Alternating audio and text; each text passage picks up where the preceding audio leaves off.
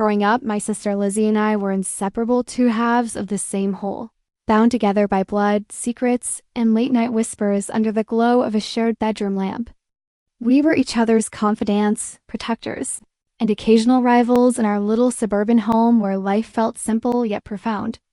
At 28, I can now look back on those days with a mixture of nostalgia and heartache, knowing how far we've drifted from that unbreakable bond. Lizzie, 2 years younger but infinitely bolder, was always the one who stood at the forefront of everything, whether it was shielding me from bullies at school or dragging me into her whirlwind adventures.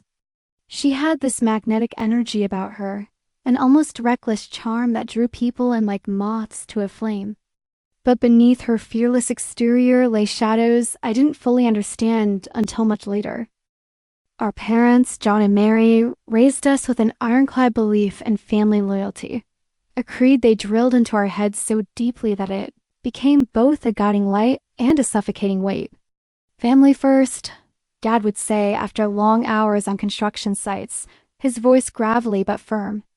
Mom echoed him, weaving that mantra into every decision we made as a household. It wasn't just advice.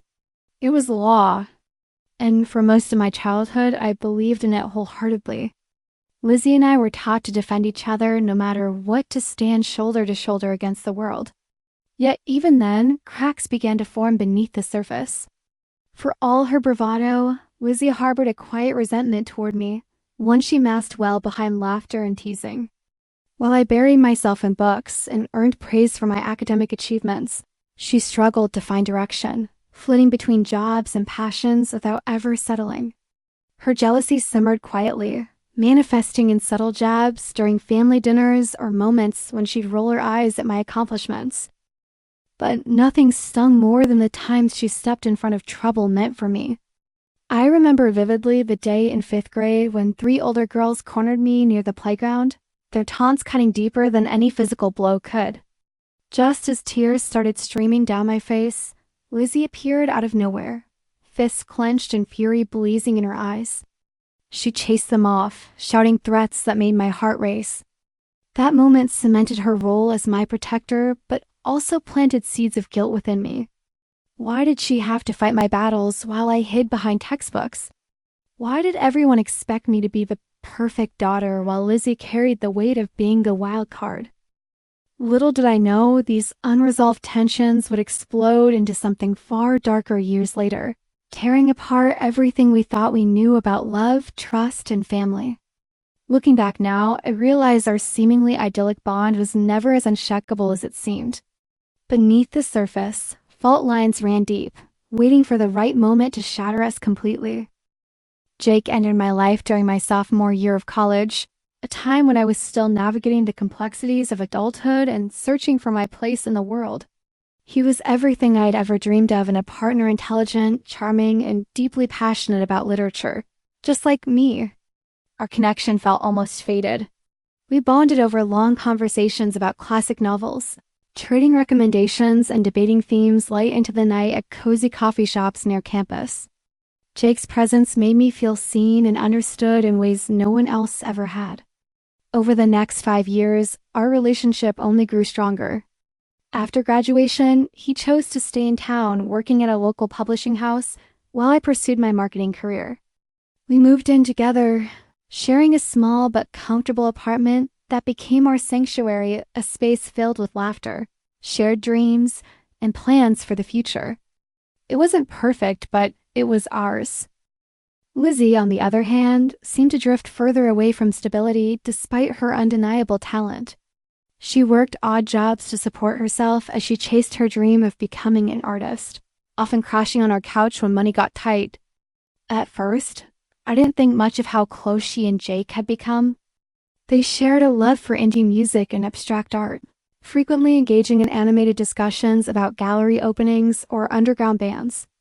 I even found comfort in their friendship, thinking it brought balance to our lives. Jake encouraged Lizzie's creative pursuits, while she introduced him to new artistic perspectives. To me, it felt like the 3 of us were building something beautiful, a testament to family loyalty and mutual support.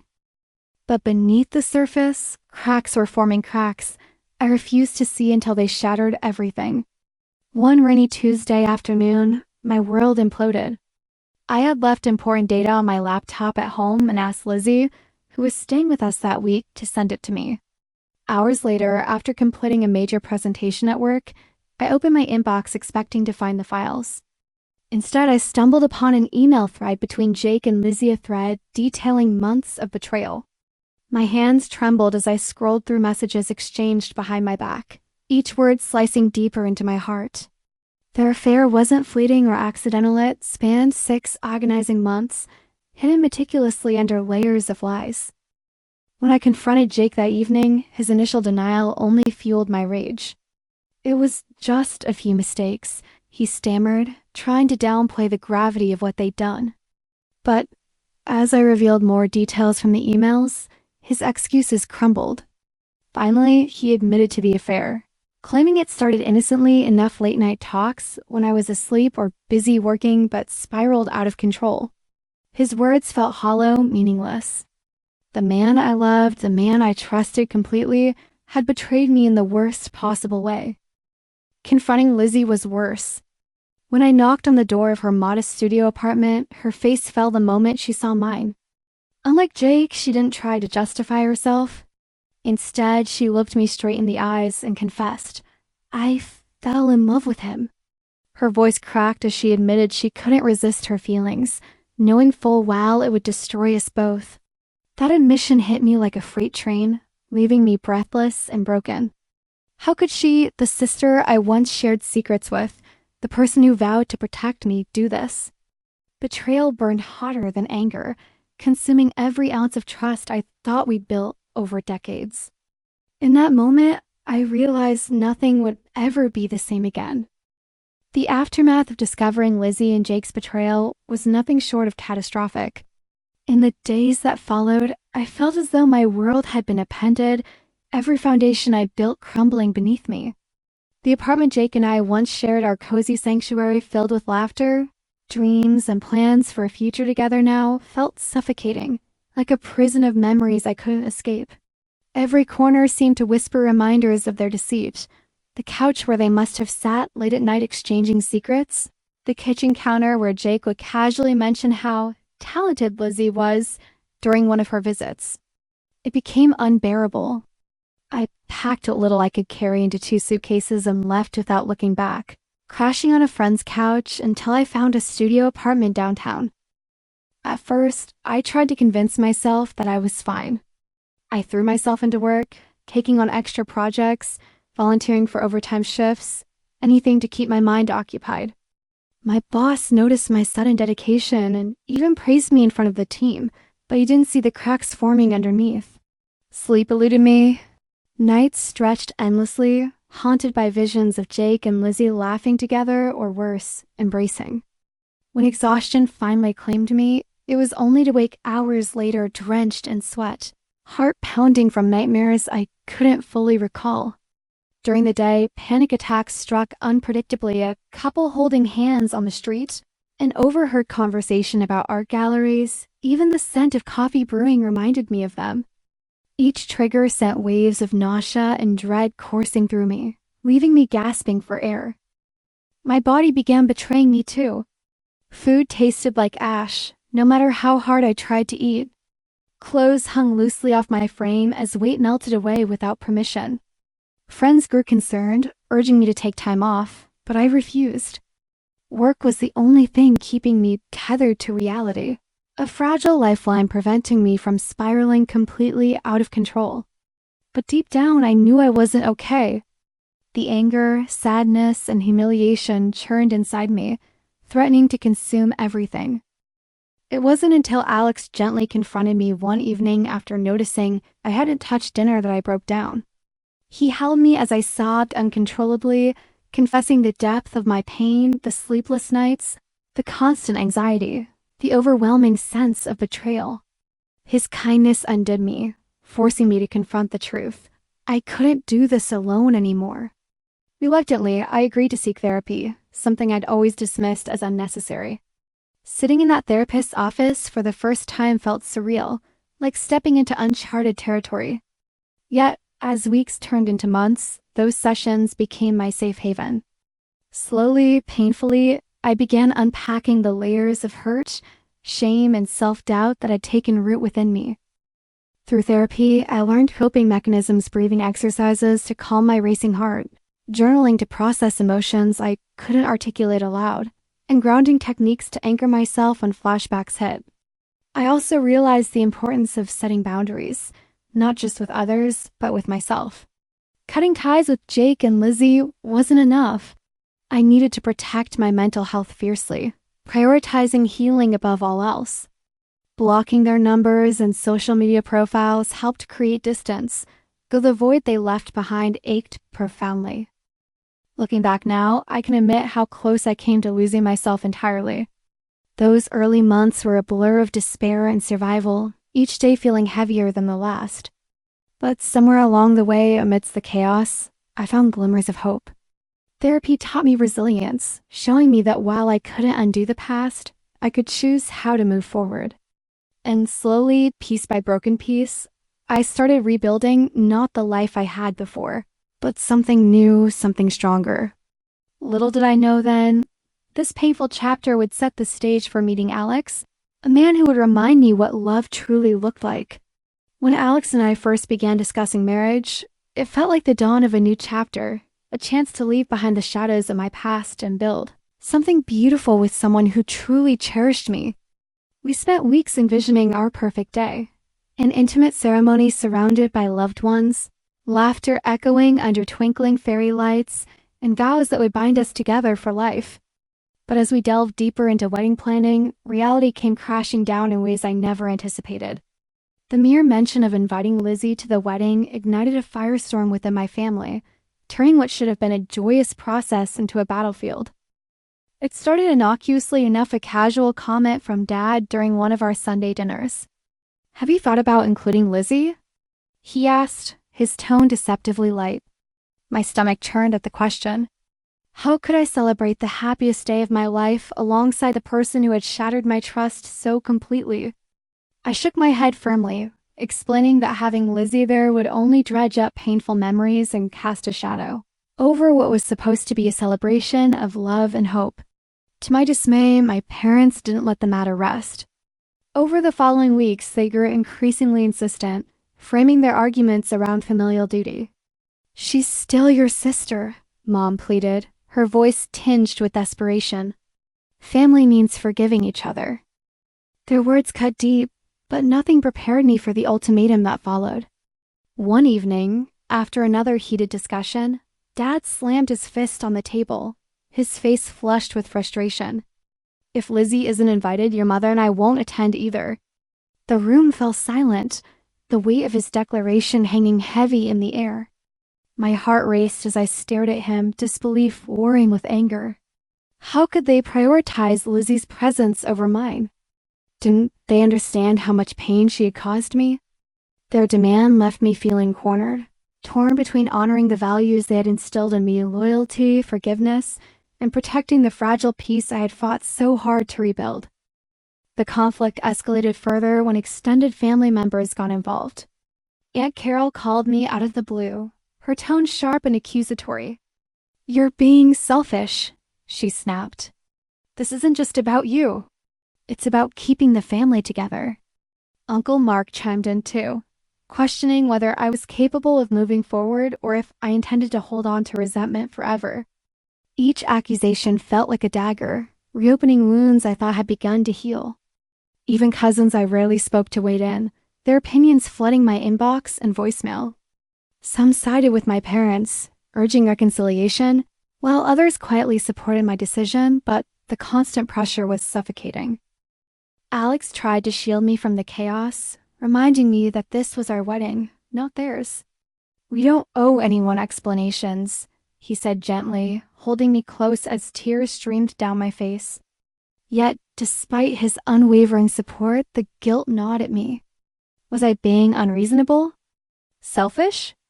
Or was I simply standing up for myself and the life I wanted to create with Alex? Every argument replayed in my mind, every criticism echoed louder than before. The stress became unbearable, spilling over into sleepless nights and anxiety attacks that made focusing on work nearly impossible. In the midst of this turmoil, I realized something crucial. No amount of external pressure could force me to compromise my happiness. This wasn't just about Lizzie, it was about setting boundaries, asserting my right to protect my emotional well-being, and ensuring that my special day remained untainted by the ghosts of my past. Determined to reclaim control, I decided to confront my parents directly, hoping to bridge the gap between their expectations and my needs. What happened next shocked everyone, including me, but ultimately brought clarity to a situation, teetering on the edge of collapse. The conversation with my parents was one I had been dreading for weeks, but it became inevitable as the wedding planning intensified. Tensions were high, and their insistence on inviting Lizzie to the wedding felt like an emotional ambush, a betrayal of my trust all over again. Determined to confront the issue head-on, I invited them over for dinner, hoping that a calm environment might ease some of the hostility. The evening began awkwardly. Mom tried steering the discussion toward floral arrangements and seating charts, while Dad sat silently, his jaw clenched in frustration. After dessert, I took a deep breath and laid everything bare. "I need you both to understand what Lizzie did to me," I started, my voice trembling despite my resolve. I recounted every painful detail: the sleepless nights, the panic attacks triggered by innocent reminders of Jake and Lizzie, the weight loss from food tasting like ash, and how I'd buried myself in work just to survive. I spoke about the therapy sessions where I unraveled years of hurt, shame, and self-doubt. My words poured out like a dam breaking, raw and unfiltered. Midway through, Mom burst into tears, her hands covering her face. "We didn't know it was this bad," she whispered between sobs.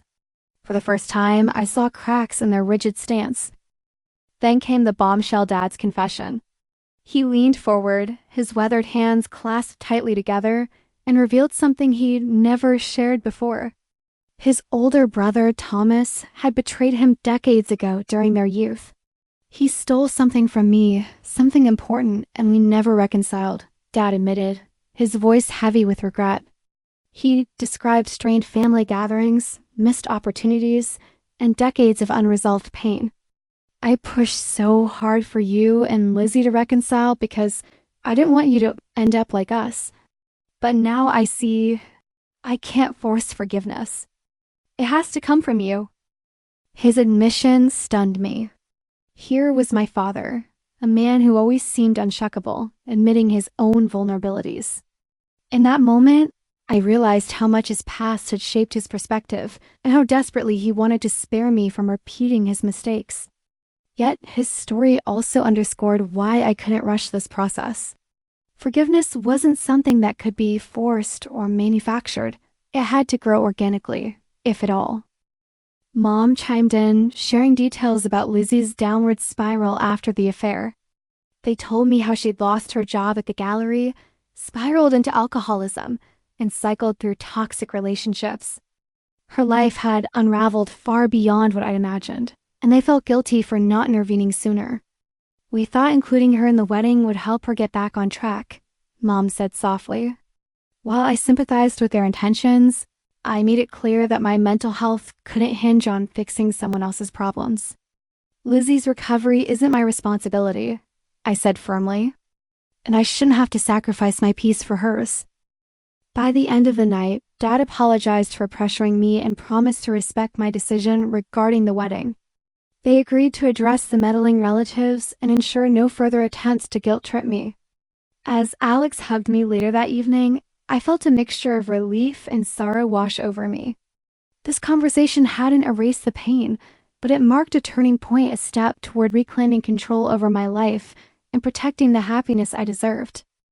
3 weeks before the wedding, an envelope arrived at our doorstep. It sat on the kitchen counter for days, its presence looming like a ghost from my past. I couldn't bring myself to open it or even throw it away. Alex, ever the voice of reason, gently encouraged me to read it. "Closure doesn't mean forgiveness," he reminded me. "It just means understanding." Finally, one quiet Sunday morning, with trembling hands and a racing heart, I opened the letter. The pages were filled with Lizzie's loopy handwriting, instantly transporting me back to late-night conversations and whispered secrets we once shared.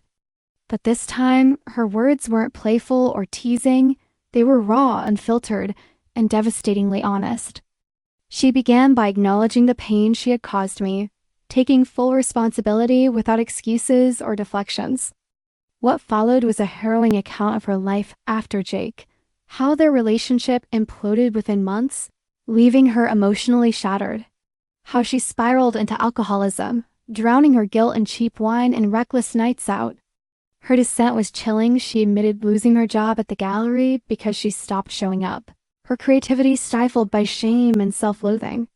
Relationships came and went, each more toxic than the last, culminating in a violent breakup that left her hospitalized with a broken arm. But the most shocking revelation was her admission of depression, a condition she revealed had plagued her long before the affair, but worsened dramatically afterward. "I didn't know who I was anymore," she wrote, describing how she turned to rehab 6 months prior. The treatment process sounded grueling. Group therapy sessions where she confronted her demons, journaling exercises that forced her to face the ugliness of her actions, and countless sleepless nights wrestling with regret. She spoke candidly about hitting rock bottom, the moment when she realized she had nothing left to lose and everything to gain by trying to change. Lizzie ended the letter with a story from our childhood, recalling how I stood up for her against bullies in school. "You've always been my protector," she wrote, "and betraying you is the biggest mistake of my life." Reading those words felt like a punch to the gut.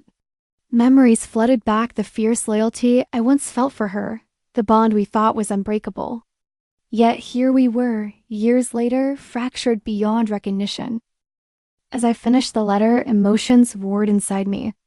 Part of me wanted to scream, to rage against the injustice of it all, to remind her that none of this would have happened if she hadn't crossed the line. Another part, however, ached with pity. How could someone so vibrant and talented fall so far? Wasn't it possible that she truly regretted what she'd done? For days, I oscillated between anger and sadness, torn between wanting to shut her out forever and wondering if reconciliation might be worth the risk. Alex listened patiently as I vented, offering no judgment but reminding me that healing wasn't linear. "Take your time," he said softly. "There's no rush to decide anything." His calm reassurance helped ground me, but deep down, I knew this letter marked a turning point, one that would force me to confront not only Lizzie's mistakes but also my own capacity for forgiveness. The first tentative steps toward reconciliation began with a simple text message. It had been weeks since our emotional meeting at the cafe, and while I still harbored lingering doubts about Lizzie's sincerity, something inside me softened enough to send her a brief note. "How are you?" Her response came almost immediately, a cautious but heartfelt reply that revealed glimpses of vulnerability. Over time, these exchanges grew more frequent, evolving into longer conversations filled with updates on her recovery journey and reflections on her past mistakes. Slowly, we transitioned from text to occasional coffee dates, each encounter laced with both hope and trepidation. One particular afternoon stands out vividly in my memory. We met at a quiet corner cafe, the kind where sunlight filters through sheer curtains and the hum of conversation creates a comforting backdrop. Lizzie seemed different this time, not just physically, as she appeared healthier and more grounded, but emotionally too. There was a newfound openness in her demeanor, a willingness to peel back layers of herself without reservation. Midway through our chat, she pulled out a worn leather-bound journal, its edges frayed from constant handling. "I've been wanting to show you this," she said softly, sliding it across the table toward me. At first, I hesitated, unsure if I was ready to delve deeper into her psyche. But curiosity got the better of me, and I opened it carefully. The pages were filled with raw, unfiltered entries, some written in shaky handwriting, others scrawled hastily as though she'd been desperate to purge her thoughts. One entry described the night she realized Jake didn't love her, how she sat alone in her dark apartment clutching a bottle of wine, consumed by guilt and self-loathing. Another recounted her lowest point, when she woke up in a hospital bed after a violent breakup, vowing never to let herself spiral again. Reading those words felt like stepping into her world, one far darker and lonelier than I'd imagined. Tears welled up in my eyes as I turned page after page, overwhelmed by the depth of her pain. For the first time, I saw not just the sister who betrayed me, but a woman grappling with her own demons, someone who had suffered immensely for her choices. That moment shifted something within me. While forgiveness wasn't instantaneous, it couldn't be. I began to understand the complexity of what drove her actions. Our bond, once so fractured, started to feel less like an impossible chasm and more like fragile ground capable of being rebuilt. As we wrapped up our meeting that day, Lizzie surprised me with a gift. She handed me a rolled-up canvas tied with ribbon, explaining shyly, "I painted this recently. I thought maybe it could mean something to us." Unrolling it revealed two intertwined trees, their branches reaching skyward, roots deeply embedded in shared soil. The colors were vibrant yet soothing, exuding resilience and renewal. "It's about connection," she explained. "Even when storms come, strong roots can hold everything together." Her gesture left me speechless. The painting wasn't just art, it was a metaphor, a plea, and perhaps even a promise. As I stared at it, I felt a flicker of hope ignite within me. Rebuilding trust wouldn't be easy. There would undoubtedly be setbacks along the way. But in that moment, surrounded by the quiet warmth of the cafe and the weight of her effort, I allowed myself to believe that healing might truly be possible, not just for her, but for both of us. The day of my wedding arrived like a dream wrapped in golden sunlight, the vineyard setting breathtakingly serene under a cloudless sky. As I stood at the end of the aisle, my father's arms steady beneath mine, every ounce of anxiety that had plagued me during the planning process melted away. My eyes locked onto Alex's, and for the first time in years, I felt truly untethered from the weight of my past. The ceremony was intimate yet profound. Each vow we exchanged carried the echoes of resilience, love, and hope. When Alex promised to be my safe harbor, tears streamed down my face uncontrollably. It wasn't just his words. It was the culmination of everything we'd overcome together, the late-night conversations about forgiveness, the silent support when grief threatened to consume me, and the unwavering belief he held in our future. Despite Lizzie's absence, her presence lingered subtly throughout the day. After the ceremony, as guests mingled over champagne and laughter filled the air, I retreated to my hotel suite for a moment of quiet reflection. That's when I saw a bouquet of sunflowers, vibrant and bold, sitting on the dresser. Beneath them lay a small card written in Lizzie's unmistakable handwriting. Asterisk, "Congratulations, sis. Wishing you a lifetime of happiness with Alex. You deserve all the joy this world can offer." The simplicity of her gesture struck me harder than any grand apology ever could. Sunflowers had been my favorite flower since childhood, a detail only someone who truly knew me would remember. I sank onto the bed, clutching the card to my chest, tears flowing freely once again, but this time they were tears of gratitude rather than sorrow. In the months following the wedding, life began to settle into a rhythm of newfound stability and contentment. Alex and I purchased our first home, a charming craftsman-style house with creaky wooden floors and a modest backyard perfect for gardening. We spent weekends painting walls, arranging furniture, and planting flowers, each shared task weaving another thread into the fabric of our married life. Conversations about starting a family started creeping into our evenings, tentative but exciting. The thought of becoming parents thrilled and terrified us both, but knowing we'd face whatever challenges came our way together gave me immense comfort. Meanwhile, my relationship with Lizzie continued its slow, fragile progression. Though she hadn't attended the wedding, her bouquet served as an olive branch, one I accepted with cautious optimism. Text messages became more frequent, coffee dates less awkward. One evening after dinner with our parents, Lizzie pulled me aside and handed me a small envelope. Inside was an invitation to her upcoming art gallery exhibition. Her voice trembled slightly as she explained how much it would mean to have me there. For a moment, memories of her reckless past flickered in my mind, but looking at her now so determined, so changed, I nodded. "I'll be there," I said softly. Though moments of sadness still surfaced unexpectedly, like ripples on calm water, they no longer drowned me. Instead, they reminded me of how far we'd come, not just Lizzie and me, but everyone involved. Life wasn't perfect, nor was healing linear, but standing beside Alex, surrounded by loved ones, and even Lizzie from afar, I realized something important. Happiness doesn't erase pain. It exists alongside it, teaching us to grow stronger, kinder, and more whole with each passing day. Looking back on everything I've endured, one truth stands out above all else. Prioritizing my mental health wasn't just an act of self-preservation, it was a lifeline. The betrayal by Lizzie and Jake shattered me in ways I never thought possible, leaving scars that still ache on quiet nights. But through the pain, I learned to set boundaries not just with them, but with myself. Saying no to inviting Lizzie to my wedding wasn't easy. It felt like rejecting a piece of my past. Yet it taught me something invaluable. Healing isn't about forcing forgiveness or rushing reconciliation. It's about honoring your own needs, even when they conflict with expectations. The journey hasn't been linear, far from it. There were days when the weight of what happened threatened to pull me under again, moments when trust felt impossible and happiness seemed distant. But each step forward, no matter how small, brought me closer to reclaiming myself. Therapy gave me tools to navigate the chaos, while Alex's unwavering support reminded me that love can exist without conditions. Together, we built a foundation rooted in mutual respect and understanding, one strong enough to weather any storm. What I'm most proud of is how far I've come, not just as a sister, a daughter, or a wife, but as a person. Facing Lizzie after years of silence took courage, as did acknowledging her efforts to change without letting guilt dictate my decisions.